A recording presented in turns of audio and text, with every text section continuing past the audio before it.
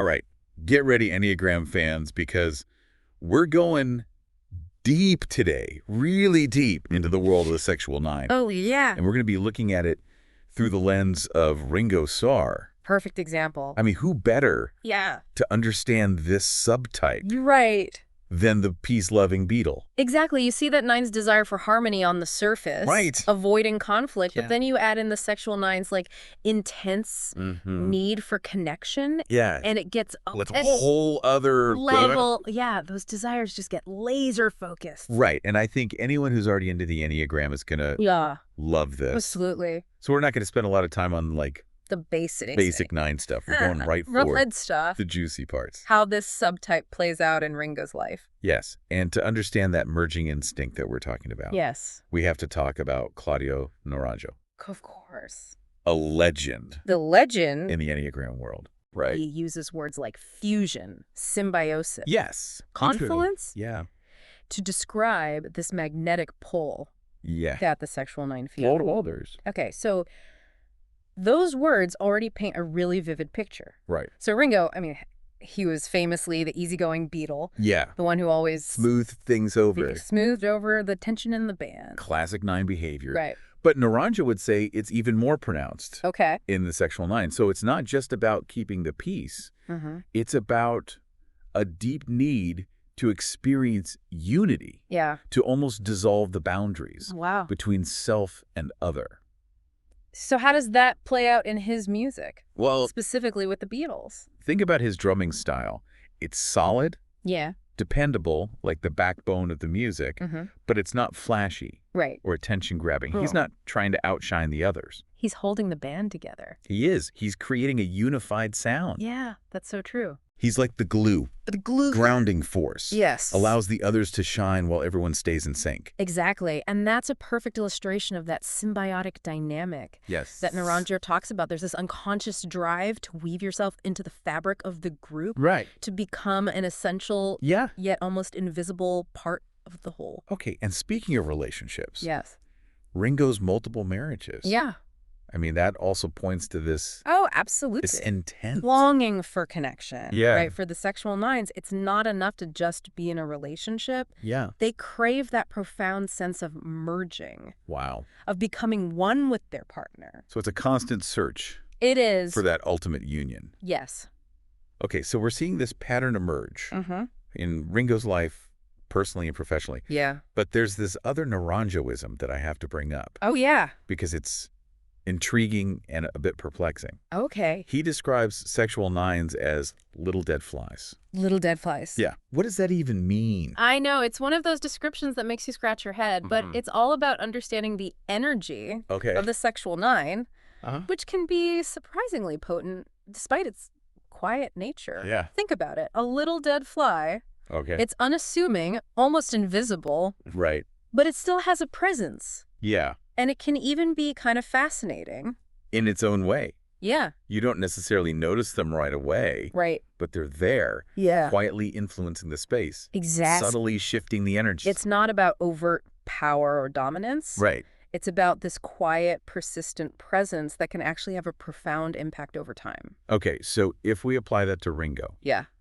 could we say that his drumming, his peacemaking within the Beatles, Yes. even his peace and love mantra, Absolutely. all embody this little dead fly essence? He's not trying to force his agenda on anyone, Right. but his presence, his energy, his unwavering commitment to harmony, Yeah. it all ripples outwards, subtly influencing the people and the environment around him. Wow. That's a really powerful way to think about Yeah. the sexual nine's influence. It's not loud or flashy, No. but it's deep and pervasive. Okay, so we've established that Ringo's time with the Beatles Uh-huh. really showcases these sexual nine tendencies. It does. But what about his career After the band? after the band broke up? Yeah. Does that continue to reflect this pattern? Oh, absolutely. And this is where it gets even more fascinating. Okay.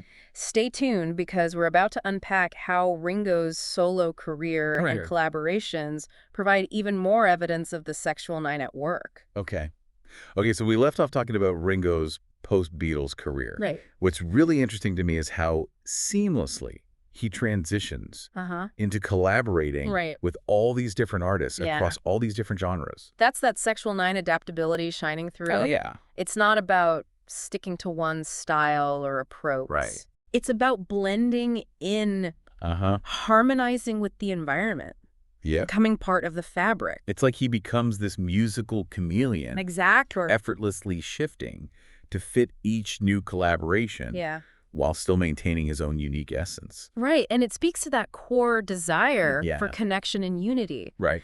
The sexual 9 seeks to create harmony, Yeah. not just in personal relationships, but in creative endeavors as well. And this isn't just about being a good collaborator. Oh. We're talking about a deep-seated drive to merge, Yeah. to become one with the music, Yes. with the other musicians, Uh-huh. with the creative process itself. Right, and that's where we see those Naranjo concepts of fusion Yeah. and symbiosis playing out on a grander scale. Wow. It's like Ringo's musical journey Uh-huh. becomes a testament to the power of blending, Okay. of finding unity within diversity.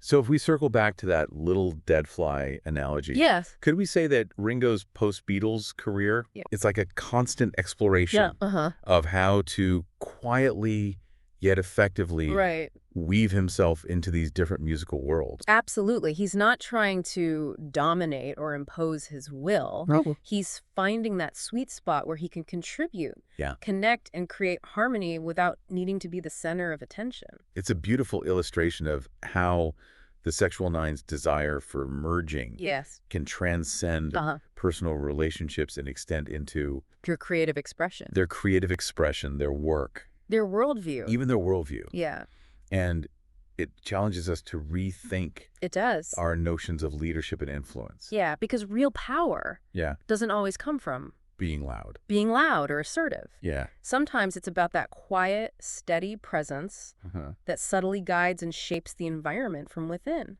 So we've explored how Ringo's life and career embody these characteristics Yeah. of a Sexual Nine. Right. But there's one more piece of the puzzle. That, I think, is crucial to understanding this subtype, Right. their potential shadow side. Ooh. Because, let's be real, Yeah. no Enneagram type Right. is all sunshine and roses. You're absolutely right. And understanding the potential pitfalls Yeah. of each type is just as important as recognizing their strengths. Right. So let's delve into some of the challenges that sexual 9s might face Okay. and how those might have manifested in Ringo's life as well. That shadow side is definitely worth exploring Yeah. because while that drive for harmony is beautiful, Uh-huh.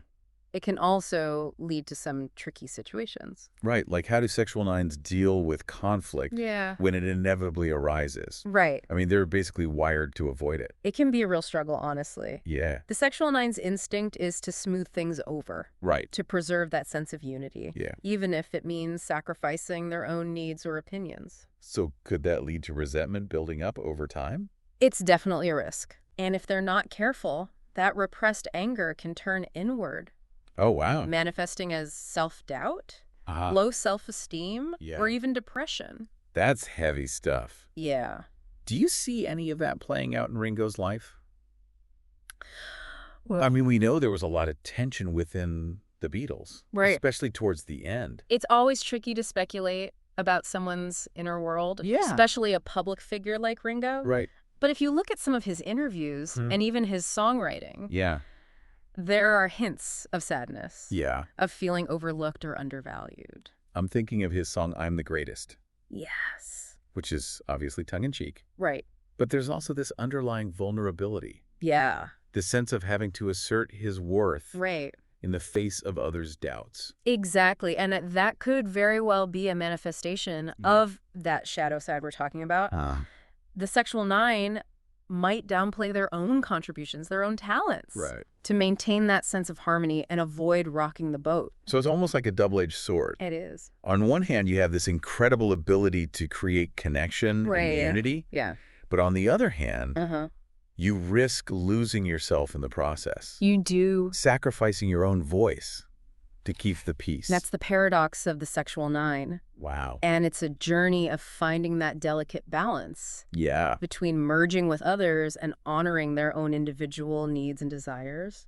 What advice would you give to someone who identifies as a sexual 9? Well, first and foremost, it's about cultivating self-awareness, Okay. recognizing those patterns of conflict avoidance, of putting others' needs before their own. Right. Once you see it, you can start to make conscious choices. So it's not about becoming a completely different person. Right. But rather about fine-tuning your approach Exactly. to relationships and interactions. It's about learning to assert yourself in healthy ways, to express your needs and opinions without fear of disrupting the harmony. Yeah. Because true harmony comes from authenticity. Yes. From everyone feeling seen and heard, Yeah. not from suppressing your true self. I love that. Yeah. It's like you can still be the peacemaker, Right. the connector, the one who brings people together, but you don't have to sacrifice your own well-being in the process. Right. And remember, the sexual 9's desire for connection is a beautiful thing. It is. It's a gift to the world. Yeah. But it's about channeling that energy in a way that honors both yourself and the people you care about. Okay, so we've covered a lot of ground today. We have. We've explored the unique characteristics of the sexual 9. Yes. We've seen how they manifest in Ringo Starr's life. We did. And we've even touched on the potential shadow side of this subtype. We have. What's your biggest takeaway from this deep dive? For me, it's about recognizing the power of the quiet ones. Oh, wow. The sexual 9s of the world might not always be the loudest or most assertive. Yeah. But their influence is undeniable. That's true. They have this amazing ability to create harmony, to bring people together, and to remind us that true strength often lies in gentleness and compassion. I love that. Yeah. It's such a beautiful and important reminder. It is. And I think it's a perfect note to end on. I agree. Thanks for joining us on this fascinating journey Absolutely. into the world of the sexual 9. My pleasure. And until next time, keep diving deep.